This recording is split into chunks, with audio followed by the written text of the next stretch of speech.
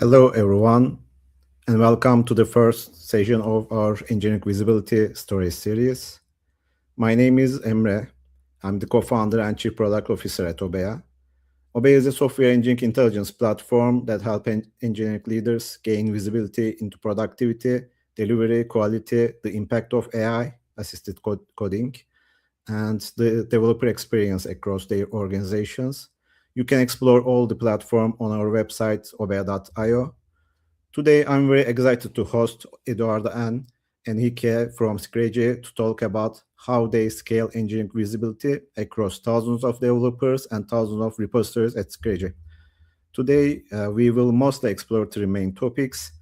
One of them is how Sicredi's platform engineering organizations evolved, why engineering visibility became a leadership and governance topic, and the last one is how Obeya supports visibility, trust, and better decision making across teams at Sicredi.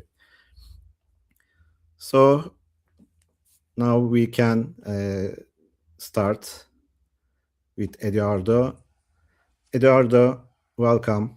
Before we go deep, could you please briefly introduce yourself and describe your role at Sicredi? Hello, everyone. My name is Eduardo, but everybody calls me Abi. I'm a platform engineering leader here at Sicredi. In one sentence, we like to say that we make it easier, faster, and secure develop and run softwares in a highly regulated environment.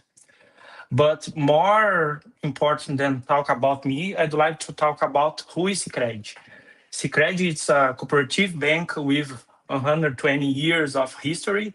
We were founded in 1902 by the priest Theodor Amstad. He came from Europe with some ideas and in a city called Nova Petrópolis, a city in the outside of Brazil. He created the first credit union in Brazil. Sicredi has a national presence. We have more than 90 credit cooperatives and more than 3,000 branches spread across the country. We have more than 50,000 employees. And the last year, we were elected one of the best companies, the best company, actually the best company to work in Brazil, one of the best companies to work in Latin America. One last information, we have more than 10 million customers that you like to call members or associates. Thank you. Enrique, welcome again. Could you also introduce yourself and your role at Sicredi? Yeah, of course. First, thank you so much for this opportunity to be part of this webinar. So I'm Enrique. I'm a software engineering specialist with more than 15 years of experience. I've been working at Sicredi for over 7 years. I am part of the Sicredi Engineering Center of Excellence, we call here. I focus mainly on engineering visibility, so try to make sure that we have reliable, consistent data around our engineering software metrics. And my team also define standards and how the teams work at Sicredi regarding to technologies and ways of working, so we can have efficient, fast, and deliver with quality. Thank you. Okay, now the first question is for Eduardo Abi. How would you describe Discredi's platform engineering organization today, especially in terms of operating model, platform teams versus streamline teams, internal platform as a product capabilities, and of course, your maturity in DevOps and SRE practices? How would you describe? Yes, well, it's a good question. And we like to say that we run platform engineering as a product, not a service desk tool. And we like to split in three layers. The first one is the platform engineering team, and we are organized by domain. Our IDP domain, the SRE domain, the Kubernetes teams, the database teams, the security and DevOps teams. And they provide features as self-service functions for our product teams. And we have more than 500 string aligned teams, and the main responsibility of these teams is produce and deliver our business solutions. And we have our SRE and DevOps teams, and they are embedded in our squads, help us to uh, accelerate the adoption of our internal developer portal. For you understand, for example, how huge and big is our environment. Nowadays, we have more than 3 cloud providers. Our IDP support more than 70 Kubernetes clusters. We have more than 6,000 databases, more than 10,000 microservices, and we run more than 1,000 deploys per day. And it only works because we think platform engineering as a product. Okay. So as I understand, the platform became more than infrastructure or tooling. It became a way to enable teams at scale, at your scale. So this is really significant for the large enterprises. So how has platform engineering transformed the way your teams build, deliver, and operate software at Sicredi?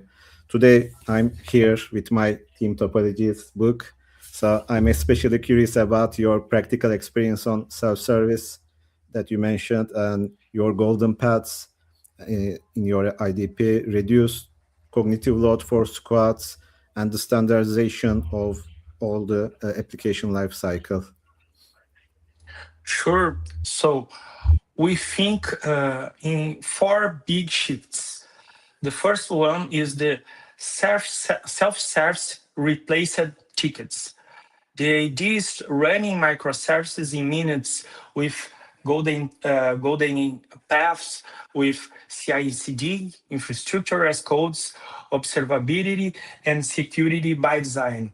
And of course, self-service features reduce the cognitive effort. The load dropped. And one example that we have here that we implement self-service features is when we talk about observability. In our IDP, we integrate our internal developer portal with our monitoring tool that we use here, Dynatrace, for example. And we one case that we showed recently, we drop the cognitive effort of our team to implement observability in 67%. Yeah. Another thing that is very important is standardization without bureaucracy. Quality, security, observability, and gates are embedded in our IDP. It's not an option, for example. When you create a new component, we have quality, security, and observability. And I think you speak better, but we have a good partnership because his team help us to implement this golden gate, these gates that I'm talking about. Scale with governance is the secret of success. As I told you before, nowadays our IDP is responsible to manage an environment with more than 10,000 components. And the culture shift is the platform stopped being where you ask and became where you build your solution. Thank you. I know that at Sicredi, you manage a huge and complex engineering environment. So what I mean, you have thousands of repositories, as you mentioned, services, delivery flows. You have your internal developer platform. your Jenkins, GitLab, Kubernetes, Dynatrace databases, and you also deal with infrastructure codes at the same time. At what point did engineering visibility evolve from a technical concern into a leadership and governance challenge at Sicredi? Well, the shift happened when the questions changed, when the leadership stopped asking, is the system up? And started asking, are you delivering faster or just delivering more?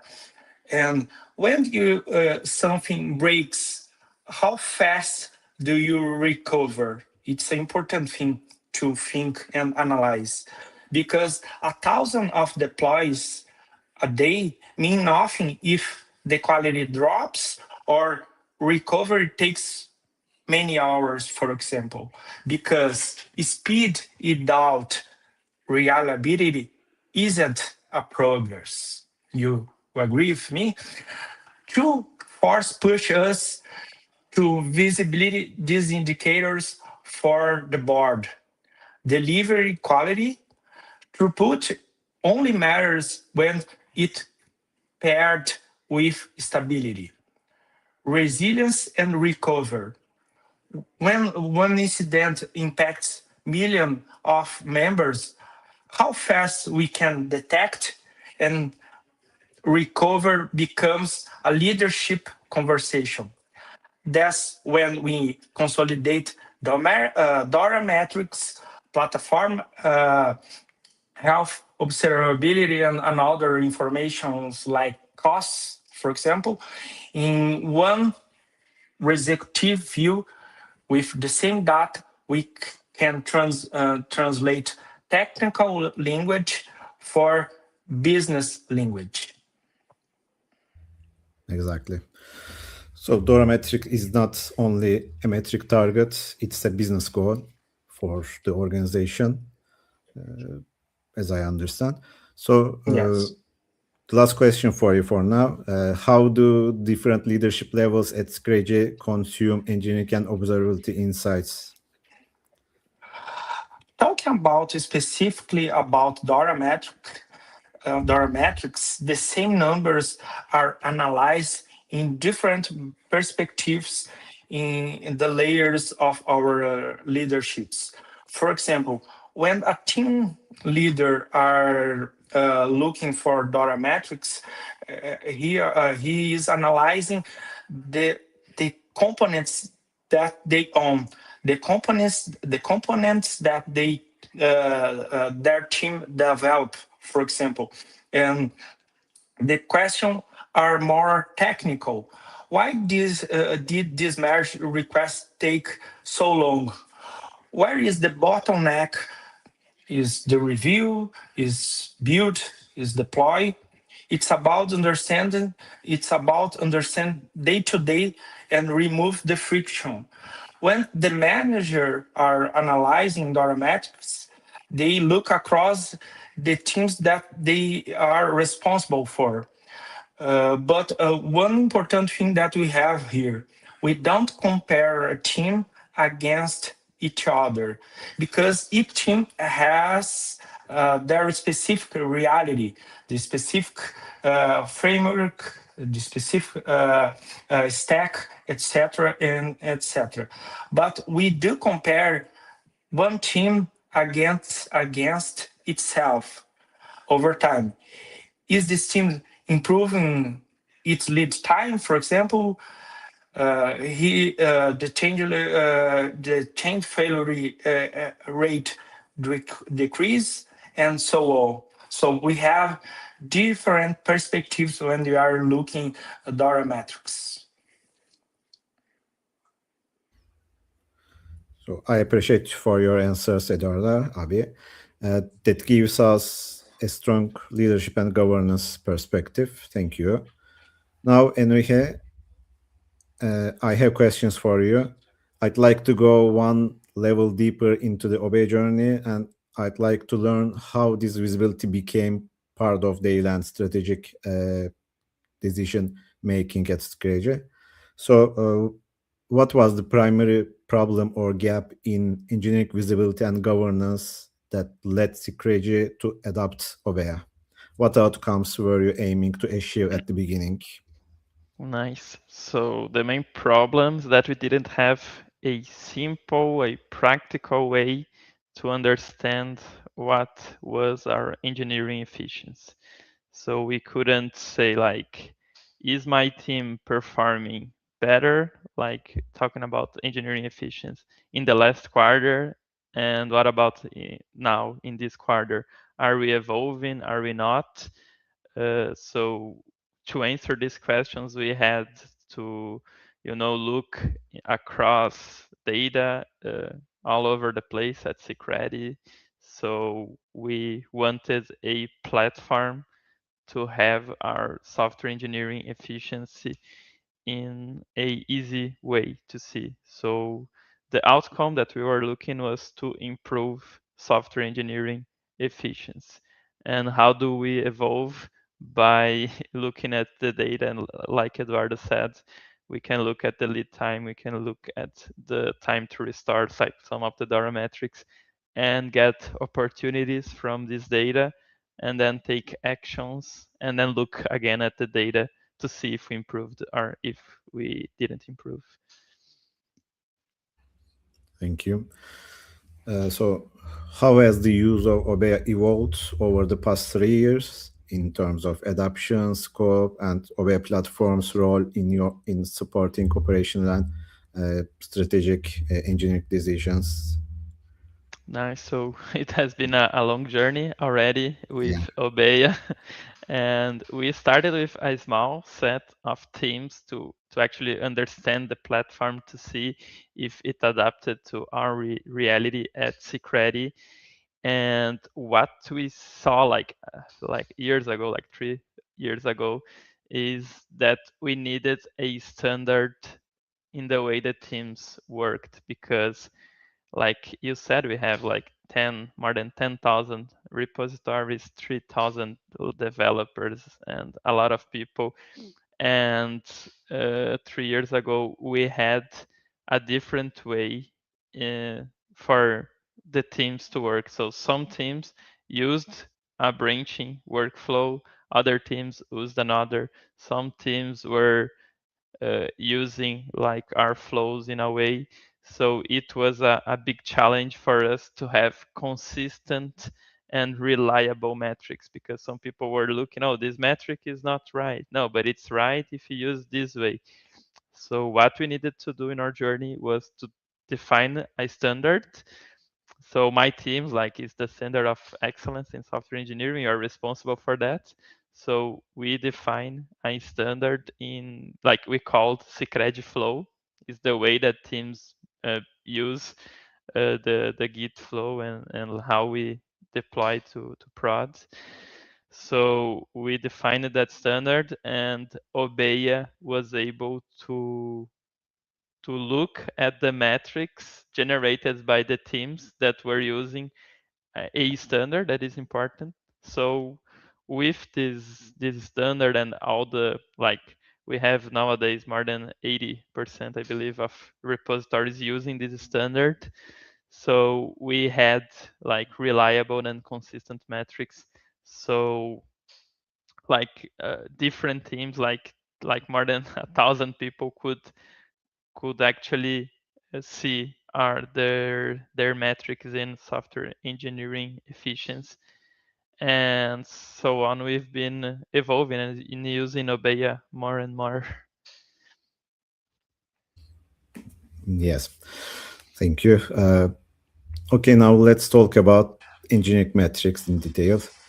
Which engineering signals and metrics are most critical to understand overall engineering health across teams, squads, and how do they influence decisions at Sicredi?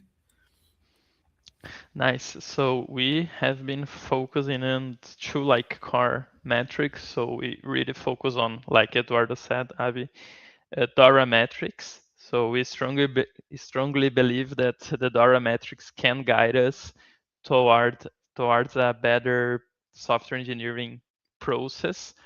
So because Dora metrics encourage the teams to have faster deploys, but not just faster deploys, as Abby said, because we don't want to ship faster and ship bugs faster. So we want to ship faster with less bugs and with a fast time to restore time. So we focus on the Dora metrics, and we really needed a platform like Obeya where we could have the Dora metrics in an easy way to look to see if how is our metrics.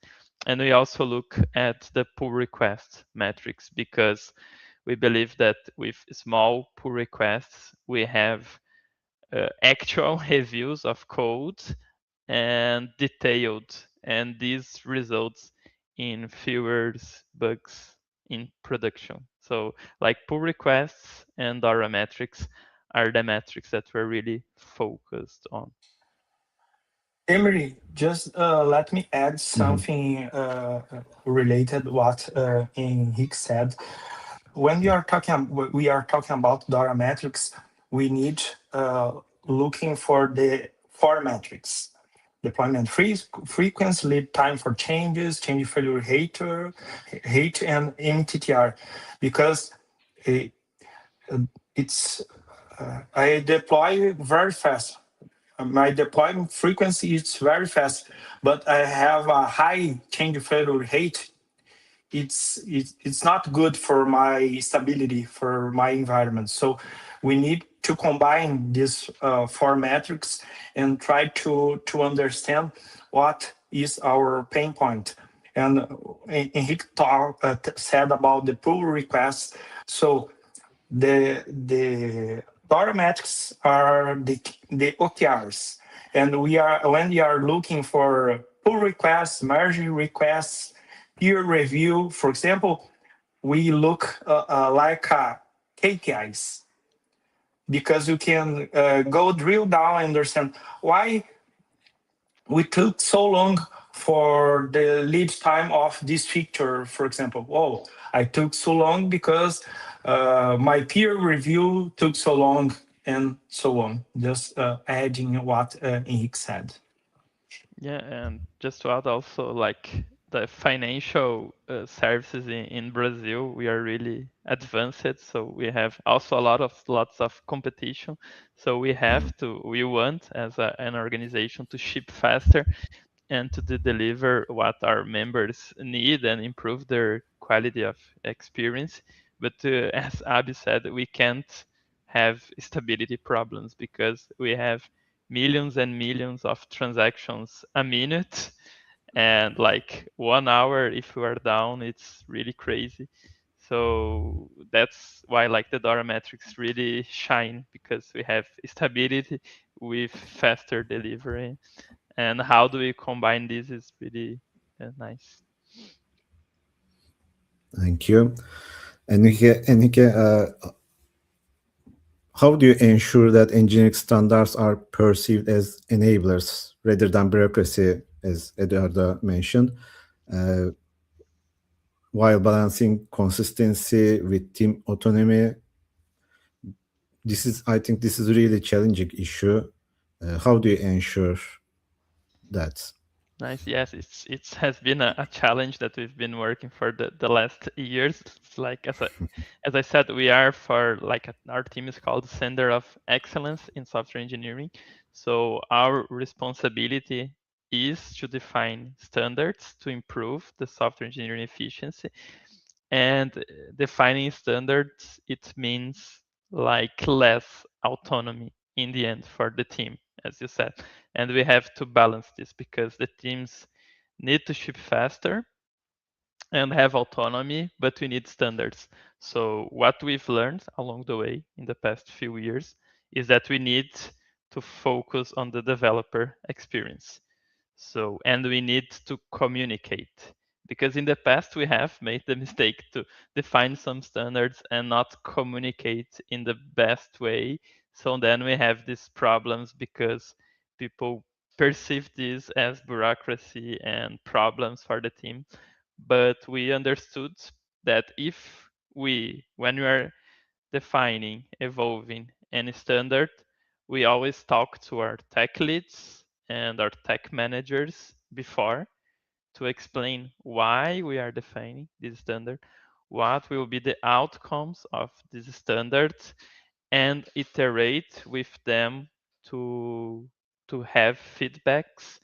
And we also have like proof of concepts before defining any standard. So we get a team and we apply the standard there, and we improve until it is a standard for all our organization that is really big. Like we have hundreds of teams, thousands of developers. So I believe that's like communication is the key, like, and focusing on the developer experience. And one example for this is our Sicredi flow, because especially with Obeya, because when we tried to use Obeya in the first time, metrics were not like looking reliable because everything worked in the way they believed was the best, and we needed to define a standard that is a Sicredi flow and that we have been evolving since, and we will continue to evolve this standard for the future. And Thanks and for again and again adding, we are talking about governance here. Um, uh, we are talking about guardrails, and Henrique's team and my team, we are responsible for implement guardrails in our IDP inside our software development life cycle, inside our CI/CD pipeline. So we implement gates, governance gate, engineering gates, quality gates, security gates, and so on. And since why we've been working a feature that we call scorecards. And for example, if your team are implementing a component and you are not following our partners, our standards, I would say, you receive a low score. And maybe in the future, we decide to block your deploys if you don't have the minimal range with the minimum partners standards that we implement in our software development lifecycle. Yeah, and we also try to make it easy for teams to follow the standards. So especially now with AI, Abby will talk a little bit more about it later, about AI, but we have initiatives that are using AI to help teams follow the standards. And so it's important also to not be like a problem in the delivery time, to have standards that slow the team. So we try to have standards that are easy to follow, and so it flows naturally with the team when it is working at Sicredi. Yeah, and we provide a lot of templates for our product teams in many languages and frameworks to help them to follow the standards that we are thinking that are the best way to Sicredi implement code. Thanks for sharing your lessons learned.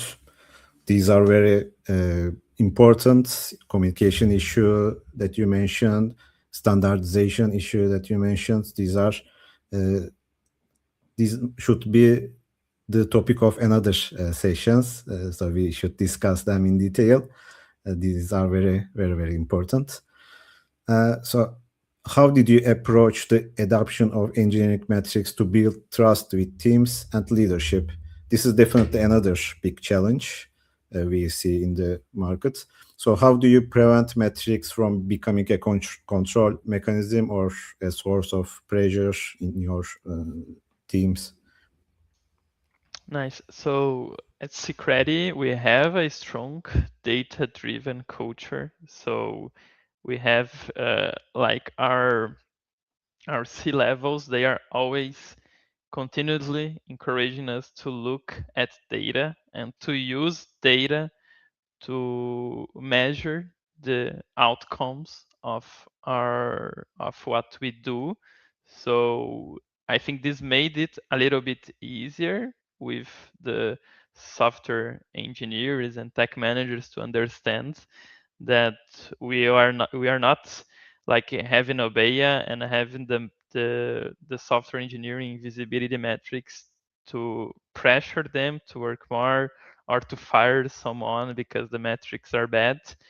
Like from the beginning, we were very intentional when communicating that we need to work based on data, and as any improvement that we do in any area, because in Sicredi the product teams are more used to using data to see if the what we deliver is on the right path. The same logic we use for software engineering process. So to see if our software development lifecycle is working well, we need metrics. And so we were again, like, communication is key. So we communicated that these metrics should be used for improving the process and not blaming anyone or not pressuring. We just want, as Abby said, to compare the team with itself, and we want to improve. So we want to improve from last quarter to this quarter to the next quarter, and we do the improvements and we use data to see if it worked or not and try something different. Thank you, Enrique, for your answers and sharing your experiences. It was very beneficial, as I said. Now we are in a new chapter, in a new era. Eduardo, looking ahead, what new visibility and governance challenges do you anticipate in the era of generative AI and AI assistant development? You can think about the developer productivity with co-pilots, coding assistants, code quality and security of AI-generated artifacts, and new cloud and token costs, and the evolution of internal platforms to support autonomous agents and workflows. What do you think all about that in the new era? Well, we think here at Sicredi in three new fronts. The AI era forced us to extend the same governance discipline that we build for software development. Now to models, agents, and data flows, for example. And at Sicredi, we see the three new types of gates become very, very essential. The first one is LLM gates, controls over each models that we can be used with what data and under which guardrails. For example, if you are running LLMs on premises or a public cloud, it's very important nowadays because sometimes we can become private data public, and it's not good for Sicredi, for example. AI agentics gates, it's another thing that it's very important. Implement observability, ident. We need to establish boundaries for autonomous agents on behalf of humans. Another thing that it's very important for us, especially when you are talking about software development life cycle, we are being talking about AI inside the software development life cycle, where, for example, in our prompt or in my software console to implement a code, and I'm coding a Java class, for example, and I need to create database, for example, and I'm talking with my agent, and I need to ask something for my IDP, for example. We need to establish governance for InSIP servers over where our agents can connect in tools, APIs, and internal systems.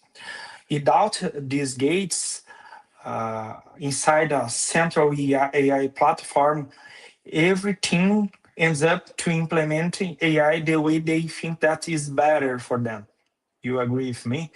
And you lose the standardization, security, and the traceability that we already achieved when we are talking about software development. Thank you. Now it's time for the final words, I think, final advice.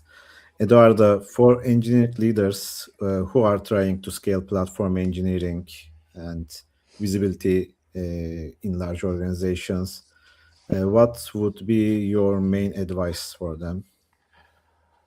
Four lessons. The first one, treat the platform as a product with a roadmap, with a product manager, and with end user feedback. Otherwise, it becomes ivory tower. Build incrementally. Solve the most painful thing first. Repetitive ask the task. Repeat, create a partner. So fix the first problem and so on. So you can accelerate your adoption. It's very important also translate visibility into the business language. So try to connect Dora metric, Dora metrics, SLOs, and costs of your platform to continuity of your business regulation, and of course, the customer experience. And the last one, bet on people and culture, not just in tools, because you can buy tools, but you build culture. Very nice, thank you. Enrique, for teams starting their engineering metrics or their OA journey, what would you recommend they focus on first?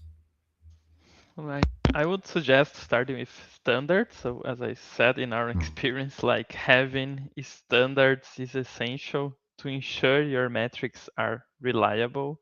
So having standards in the way teams work in their software development life cycle is really important so you can trust the data.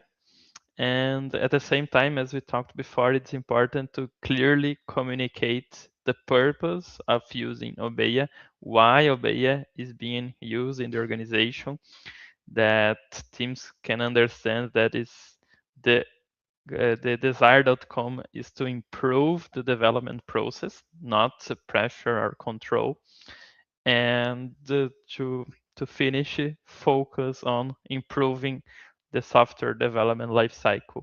Obeya is a great tool that we can use to improve our software development lifecycle. So try new things, experiment, change the development process, and at the same time look at the Obeya metrics so that you can see if the changes are being useful and good, or if you need to change anything else.